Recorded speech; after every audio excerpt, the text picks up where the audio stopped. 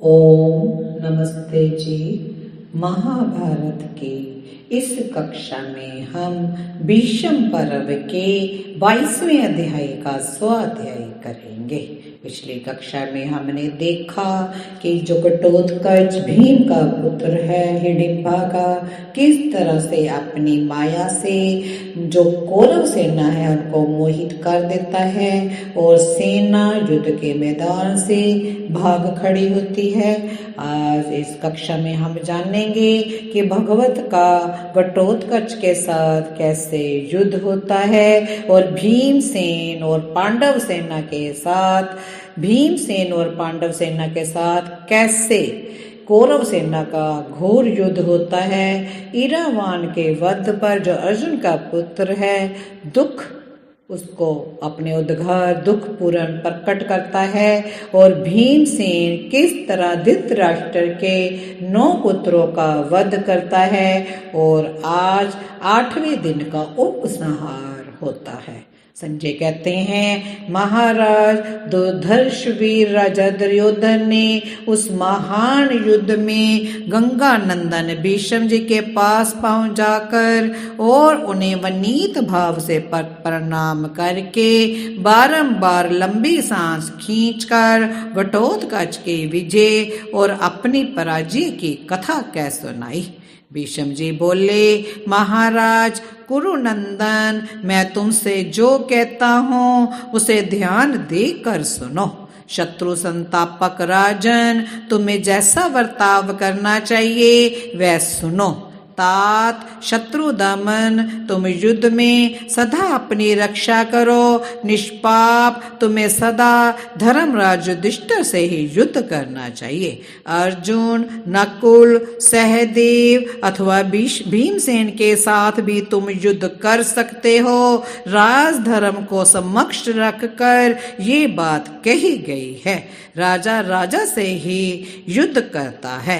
मैं द्रोणाचार्य, कृपाचार्य, अश्वत्थामा और सातवत वंशी कृतवर्मा, हम सब लोग तुम्हारे लिए उस महाबली राक्षस से युद्ध करेंगे अथवा उस दुष्ट के साथ युद्ध करने के लिए भगदत्त जाए, क्योंकि ये युद्ध में इंद्र के समान पराक्रमी हैं। संजय कहते हैं, इतना कहकर बोलने वालों में कुशल भीष्म ने राजा अधिराज दुर्योधन के सामने ही राजा भगदत्त से ये बात कही, महाराज तुम रण दुर्मर्द घटोत्कच का सामना करने के लिए शीघ्र जाओ और समस्त धनुर्धरों के देखते देखते प्रयत्न पूर्वक उसे रण क्षेत्र में आगे बढ़ने से रोको। सेनापति भीष्म का ये वचन सुनकर राजा भगदत्त सिंहनाद करते हुए तुरंत ही शत्रुओं का सामना करने के लिए चल दिए। गरजते हुए मेघ के समान राजा भगदत्त को धावा करते देख पांडव पक्षीय महारथी क्रोध में भरकर उनका सामना करने के लिए आगे आए। फिर तो पांडवों का भगदत्त के साथ घोर एवं भयानक युद्ध होने लगा, जो यमराज के राष्ट्र की वृद्धि करने वाला था। बुद्धिमान भगदत्त के द्वारा अपनी सेना में भगदड़ पड़ी हुई देख घटोत्कच ने अत्यंत कुपित हो भगदत्त पर धावा किया। उस महाबली राक्षस ने भगदत्त के हाथी को मार डालने की इच्छा से एक अत्यंत तीखा त्रिशूल हाथ में लिया, जो पर्वतों को भी विदीर्ण करने वाला था। फिर सहसा उसे चला दिया। उस त्रिशूल को अपनी ओर आते देख वेगवान प्रागज्योतिषपुर के नरेश भगदत्त ने एक अर्धचंद्र बाण चलाकर उस महान त्रिशूल को काट डाला। उस त्रिशूल को 2 टुकड़ों में कटा हुआ देख राजा भगदत्त ने आग के लपटों से वेष्टित अथवा स्वर्ण में दंड से विभूषित एक महाशक्ति को चलाया। हे भारत, आकाश में प्रकाशित होने वाली विद्युत के समान उस महाशक्ति को घिरती हुई देख राजा घटोत्कच ने राक्षस घटोत्कच ने उछलकर तुरंत ही उसे पकड़ लिया और सिंह के समान गर्जना की। फिर उसने तुरंत ही राजा भगदत्त के देखते देखते उस महाशक्ति को घुटने पर रखकर तोड़ डाला। ये एक अद्भुत सी बात हुई। महाराज, उस समय भीमसेन आदि पांडवों ने वाह वाह करते हुए अपने सिंहनाद से पृथ्वी को गुंजा दिया। इसी प्रकार श्री कृष्ण, जिनके सारथी हैं वे पांडु नंदन अर्जुन, चारों ओर से शत्रुओं का संहार करते हुए वहां आ पहुंचे जहां भगदत्त और घटोत्कच युद्ध कर रहे थे। आर्य उस समय शस्त्र उठाए हुए पांचालों, पांडवों और कैकेयियों के साथ भगदत्त का बड़ा भारी युद्ध हुआ। भीमसेन ने भी समर भूमि में श्री कृष्ण और अर्जुन दोनों को इरावान के वध का यथावत वृतांत अच्छी प्रकार सुना दिया। राजन, अपने पुत्र इरावान के वध का वृतांत सुनकर अर्जुन ने युद्ध भूमि में वासुदेव श्री कृष्ण से कहा। अर्जुन बोला, नर श्रेष्ठ, धन के लिए कुत्सित कर्म किया जा रहा है। धिक्कार है उस धन को जिसके लिए इस प्रकार जाति भाइयों का विनाश किया जाता है। मनुष्य का निर्धन रहकर मर जाना उत्तम है, परंतु जाति भाइयों के वध से धन प्राप्त करना कदापि अच्छा नहीं है। कृष्ण, हम यहाँ आए हुए इन जाति भाइयों को मारकर क्या प्राप्त कर लेंगे? आज क्षत्रिय वीरों को युद्ध भूमि में सोते देख मैं सबसे अधिक अपनी निंदा करता हूँ। क्षत्रियों की इस जीविका को धिक्कार है। मधुसूदन, युद्ध भूमि में मेरे मुख से ऐसी बात सुनकर ये क्षत्रिय मुझे शक्तिहीन समझेंगे, परंतु इन जाति भाइयों के साथ युद्ध करना मुझे अच्छा नहीं लगता। तथापि आपकी आज्ञानुसार मैं युद्ध करूंगा, अतः आप शीघ्र ही अपने घोड़ों को दुर्योधन की सेना की ओर हाँकिए, जिससे मैं अपनी भुजाओं द्वारा इस अपार समर सागर को पार करूं। संजय कहते हैं, अर्जुन के ऐसा कहने पर शत्रु वीरों का संहार करने वाले केशव ने वायु के समान वेगशाली उन श्वेत घोड़ों को आगे बढ़ाया। महाराज, दोपहर पश्चात पांडवों के साथ भीष्म का भीषण संग्राम आरंभ हुआ, जिसमें मेघ की गर्जना के समान गंभीर घोष हो रहा था। राजन, उधर आपके पुत्र जैसे वसुगण इंद्र के सब ओर खड़े होते हैं, उसी प्रकार द्रोणाचार्य को सब ओर से घेर कर रण क्षेत्र में भीमसेन पर टूट पड़े।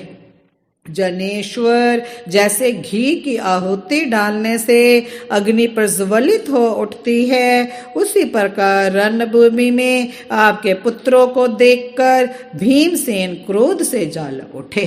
प्रजापालक भरत नंदन, आपके पुत्रों द्वारा बारंबार वानों की वर्षा से आच्छादित किए जाने पर क्रोध पूर्वक अपने मुख के दोनों कानों को चाटते हुए सिंह के समान शौर्य का अभिमान रखने वाले वीर भीमसेन ने एक अति तीक्ष्ण शूरपर के द्वारा आपके पुत्र व्योडोरस को मार गिराया और उसकी जीवन लीला समाप्त हो गई। तदंतर जैसे सिंह छोटे से मृग को दबोच लेता है, उसी प्रकार भीम ने दूसरे पानीदार एवं तीखे भाल से आपके पुत्र कुंडली को भूमि पर सुला दिया। आर्य, तत्पश्चात भीमसेन ने बड़ी उतावली के साथ बहुत से तीखे और पानीदार बाण हाथ में लिए और आपके पुत्रों को लक्ष्य करके छोड़ दिए। सुदृढ़ धनुर्धर भीमसेन के द्वारा चलाए हुए उन बाणों ने आपके बहुत से महारथी पुत्रों को मारकर रथों से नीचे गिरा दिया। उनके नाम हैं अनादृष्टि, कुंडभेदी, वैराट, धीरगलोचन, धीरगबाहु, सुबाहु तथा कनकध्वज। फिर तो उस महान समर में आपके शेष पुत्र महाबली भीमसेन को काल के समान समझकर वहां से भाग चले। महाराज, उस समय हमने कुंती पुत्र भीम का अद्भुत पराक्रम देखा। जब भी द्रोणाचार्य वान वृष्टि करके उन्हें रोक रहे थे तो भी उन्होंने आपके पुत्रों को मार डाला। दूसरी ओर गंगानंदन, भीष्म, भगदत्त और कृपाचार्य ये तीनों महारथी युद्ध में वेग से आगे बढ़ने वाले पांडुनंदन अर्जुन का निवारण कर रहे थे, परंतु अतिरथी वीर अर्जुन ने युद्ध भूमि में उनके अस्त्रों का अस्त्रों द्वारा निवारण करके आपकी सेना के प्रमुख वीरों को यमलोक पठा दिया। उधर धृष्टद्युम्न आदि अन्य महारथी आपकी सेना के साथ, आपके प्रमुख सैनिक पांडव सेना के साथ युद्ध करने लगे।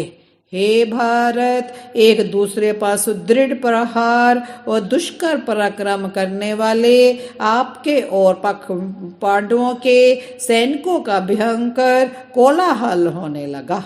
कितने ही मानो शूरवीर उस रण क्षेत्र में एक दूसरे के केश पकड़कर नखों, दांतों, मुक्कों और घुटनों से प्रहार करते हुए लड़ रहे थे। अवसर पाकर वे थप्पड़ों, तलवारों, सुदृढ़ भुजाओं द्वारा भी एक दूसरे को यमलोक भेज देते थे। अनेक प्रकार के अस्त्र शस्त्र को हाथ में लेकर पृथ्वी पर पड़े हुए प्राणहीन महारथी सैनिक जीवित से दिखाई देते थे। किन्हीं के शरीर गधा की चोट से चूर चूर हो गए थे, किन्हीं के मस्तक मूसलों की मार से फट गए थे और कितने ही सैनिक घोड़े, हाथी तथा रथों से कुचल गए थे। ये सभी प्राणहीन होकर पृथ्वी पर सो गए थे।